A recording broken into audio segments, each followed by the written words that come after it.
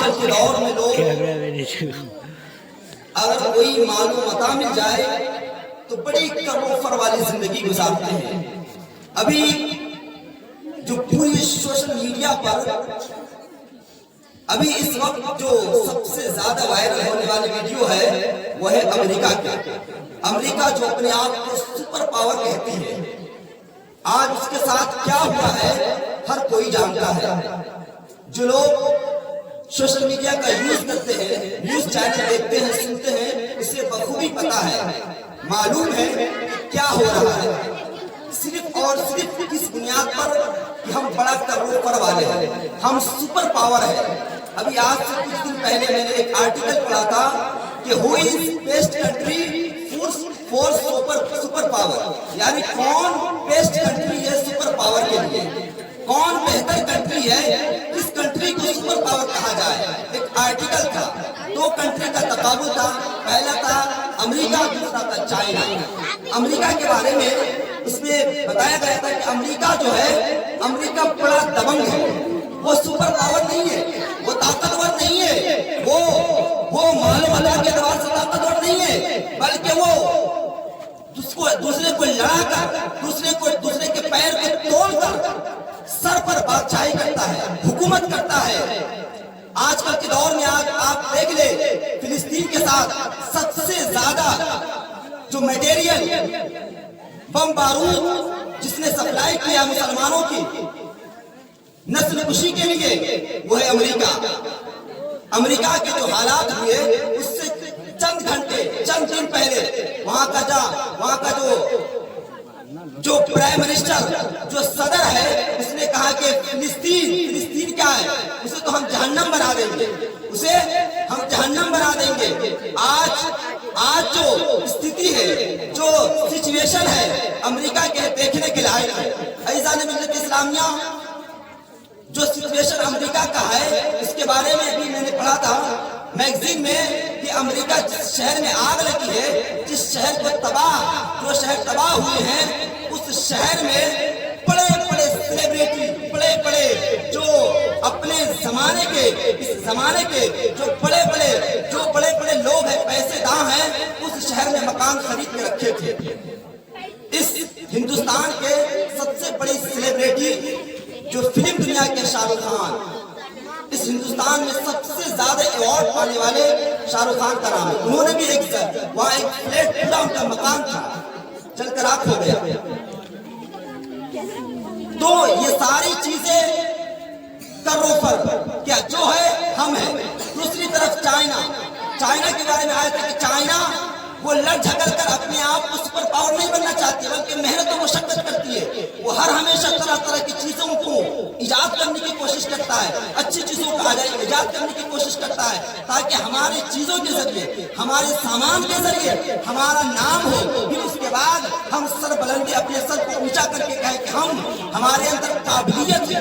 عزیزان ملت اسلامیہ، آج کل کے دور میں جو امریکہ، جو اس کی جو سچویشن ہے، اس کی جو سوچ ہے، اس کا جو رویہ ہے، آج سے ہزاروں سال پہلے جو فرعون کا تھا، فرعون کے زمانے میں ان کے حکومت میں کسی نجومی نے ایک خواب کی تعبیر بیان کیا تھا. کہا تھا کہ ایک ایسا بچہ پیدا ہوگا جو آپ کی حکومت کے تخت کو پلٹ دے گا. آپ کی حکومت کے تخت کو پلٹ دے گا. فرعون کیا کیا کہ اب اس نے بچے کو قتل کروانا شروع کر دیا. کیا کوئی بچہ، کوئی لڑکا زندہ ہی نہیں رہے گا کہ ہماری حکومت کے تخت کو، بادشاہت کو ختم کر دے. اس نے 12,000 بچے کو قتل کروا دیا. اور وہ بچہ کون تھے؟ جو فرعون کے تخت کو پلٹنے والا تھا، وہ حضرت موسیٰ علیہ السلام تھا. اسی طریقے سے آج کل کے دور میں ہمارے عالم، ہمارے علماء قرآن کریم فرقان حمید کے حوالے سے جو چیز آپ تک پہنچاتے ہیں، ریسرچ کر کے جو چیز آپ کو بہتر بنانے کے لیے، آپ کے مستقبل کو ٹھیک کرنے کے لیے بتاتے ہیں، ہم اس پر عمل نہیں کرتے. مگر آج کل کے دور میں امریکہ کے جو بڑے پادری ہیں، ان کا کہنا ہے کہ یہ مسلمان اس دنیا میں جب تک رہیں گے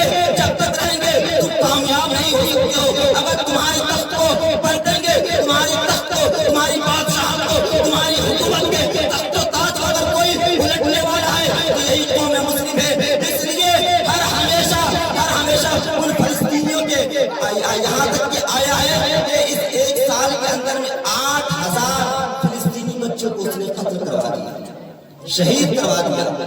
کس لیے کہ یہ فلسطینی بچے آج اس کی نسل برباد ہو جائیں گے, مر جائیں گے. آنے والے میں کون جوان ہوگا جب بچے ہی نہیں رہیں گے؟ 10 سال 20 سال بعد کون جوان ہوگا؟ اس طریقے سے اسے پتا ہے, اندازہ ہے کہ یہی بچے ایک زمانے میں ہمارے لیے بغاوت کر سکتے ہیں, ہماری بغاوت کر سکتے ہیں, ہماری دشمنی ہمیں اگر ہم پر غالب ہوں گے تو یہی بچے ہوں گے. اس لیے آج ہی سے ختم کر دیا جائے, آج ہی اسے نست و نابود کر دیا جائے. عزیزان ملت اسلامیہ, مگر ہمارے ساتھ جو لیبل ہے, ہمارے ساتھ جو ٹیگ لگا ہوا ہے لا الہ الا اللہ محمد رسول اللہ کا, یہ ایسا ٹیگ ہے, یہ ایسا پہچان ہے, یہ ایسا برانڈ ہے کہ کائنات کے اس دنیا کے تمام مذاہب کو اگر ایک پہلو میں ایک پلے میں رکھ دیا جائے, مگر لا الہ الا اللہ کا ٹیگ ایسا ٹیگ ہے کہ آپ ہر جگہ آپ کسی بھی بھیڑ میں پہنچ جائے, کسی بھی مجلس میں پہنچ جائے, مگر آپ کے سینے میں لا الہ الا اللہ کا ٹیگ ہے, وہاں پر آپ کامیاب نظر آتے آئیں گے. عزیزان ملت اسلامیہ, قرآن کریم فرقان حمید کی آیت کریمہ میں نے آپ کے سامنے جو رکھا ہے, الذی خلق الموت والحیات لیبلوکم ایکم احسن عملا. موت و حیات اللہ تعالیٰ نے ہمیں اور آپ کو آزمانے کے لیے کہ کون انسان اچھے عمل کرتے ہیں, بہتر کام کرتے ہیں, ہمیں آزمایا جا رہا ہے. مگر انسانوں کو بہتر زندگی ملتی ہے, اچھی زندگی ملتی ہے تو بڑا متکبر ہو جاتا ہے. اگر اسے زیادہ پیسہ مل جائے, زیادہ مال و متاع مل جائے, دولت مل جائے تو وہ بڑی کروفر والی زندگی گزارنے لگتے ہیں, بڑا مغرور ہو جاتا ہے, بڑا متکبر ہو جاتا ہے. کبھی بھی انسان کو غرور نہیں کرنی چاہیے, کیونکہ ہماری جو زندگی ہے یہ زندگی ہمیشہ والی زندگی نہیں ہے. یہ زندگی صرف اور صرف آزمائش کے لیے ہے, امتحان کے لیے ہے کہ آپ کتنی محنت کرتے ہیں, کتنے اچھے اعمال کرتے ہیں, کتنے بہتر سے بہتر کام کرتے ہیں. صرف اس لیے زندگی ملی ہے. مگر انسان جب اس دنیا میں آتا ہے سارے کچھ بھول جاتا ہے. ایک مرتبہ بنی اسرائیل میں ایک بڑا متکبر انسان, اس کے پاس ڈھیر مال و دولت تھا. روایتوں میں آیا ہے, امام غزالی بیان فرماتے ہیں کہ وہ شخص ایسا تھا کہ کبھی وہ دوسرے سے ہاتھ تک ملانا گوارا نہ کرتا تھا, اتنا متکبر انسان تھا.